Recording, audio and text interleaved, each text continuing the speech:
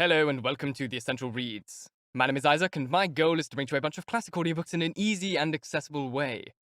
We are continuing with The Time Machine by H.G. Wells, and this is Chapter 11. Let's begin. I've already told you of the sickness and confusion that comes with time traveling. And this time, I was not seated properly in the saddle, but sideways, and in an unstable fashion. For an indefinite time, I clung to the machine as it swayed and vibrated, quite unheeding how I went. And when I brought myself to look at the dials again, I was amazed to find where I had arrived. One dial records days, and another thousands of days, another millions of days, and another thousands of millions. Now, instead of reversing the levers, I had pulled them over so as to go forward with them. And when I came to look at these indicators, I found that the thousands hand was sweeping round as fast as the seconds hand of a watch, into futurity. As I drove on, a peculiar change crept over the appearance of things. The palpitating greyness grew darker. Then, though I was still travelling with prodigious velocity, the blinking succession of day and night, which was usually indicative of a slower pace, returned, and grew more and more marked.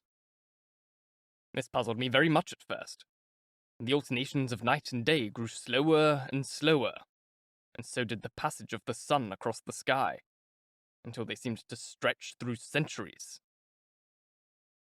At last, a steady twilight brooded over the earth, a twilight only broken now and then when a comet glared across the darkling sky. The band of light that had indicated the sun had long since disappeared, for the sun had ceased to set. It simply rose and fell in the west, and grew ever broader and more red. All trace of the moon had vanished. The circling of the stars growing slower and slower had given place to creeping points of light. And at last, some time before I stopped, the sun, red and very large, halted motionless upon the horizon, a vast dome glowing with a dull heat, and now and then suffering a momentary extinction. And one time it had for a little while glowed more brilliantly again, but it speedily reverted to its sullen red heat. I perceived by this slowing down of its rising and setting that the work of the tidal rang was done. The earth had come to rest with one face to the sun, even as in our own time the moon faces the earth.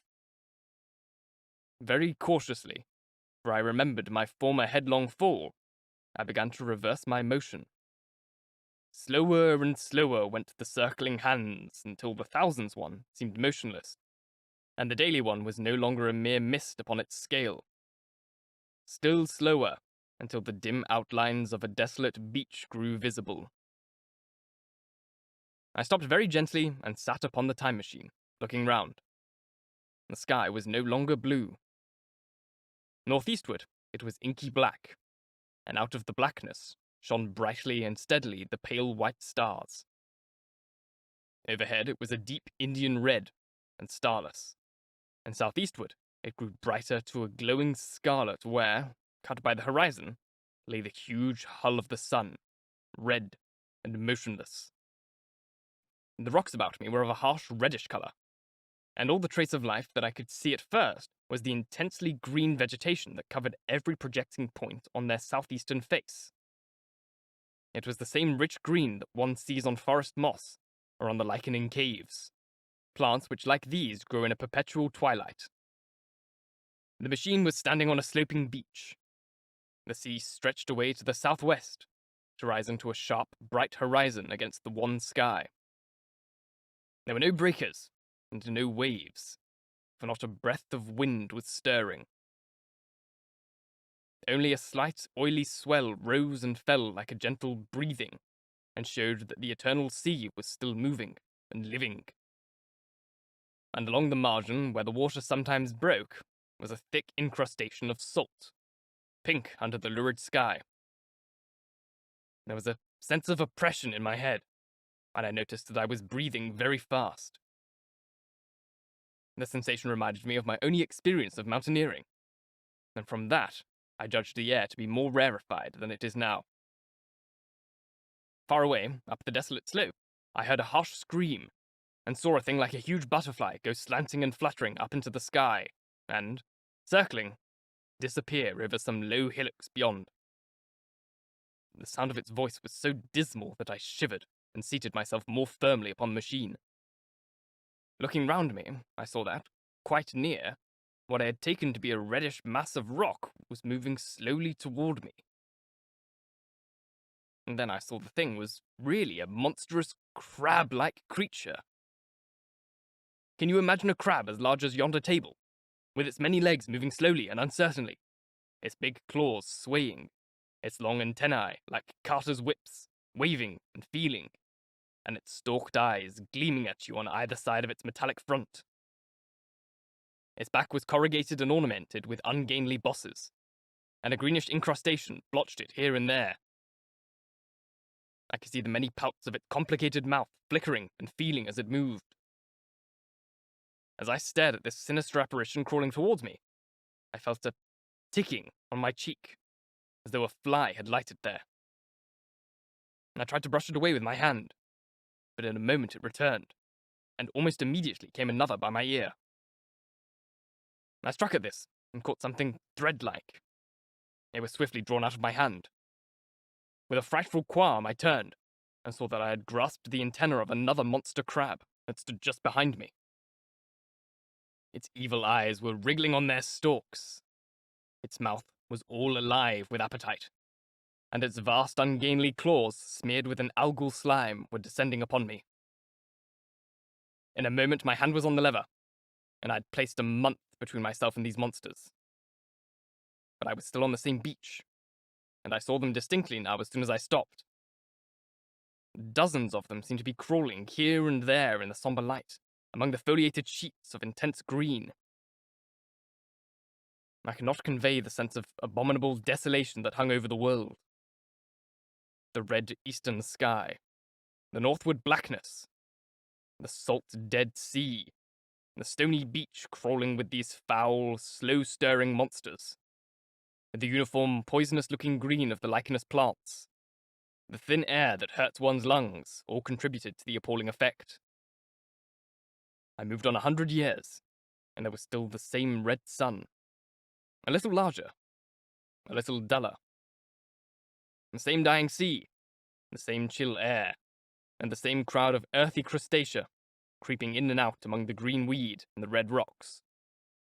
And in the westward sky, I saw a curved, pale line, like a vast new moon. So I travelled, stopping ever and again, in great strides of 1,000 years or more, drawn on by the mystery of the Earth's fate, watching with a strange fascination the sun grow larger and duller in the westward sky, and the life of the old Earth ebb away. At last, more than 30 million years hence, the huge red-hot dome of the sun had come to obscure nearly a 10th part of the darkling heavens. And then I stopped once more, for the crawling multitude of crabs had disappeared, and the red beach, save for its livid green liverworts and lichens, seemed lifeless. And now it was flecked with white. A bitter cold assailed me.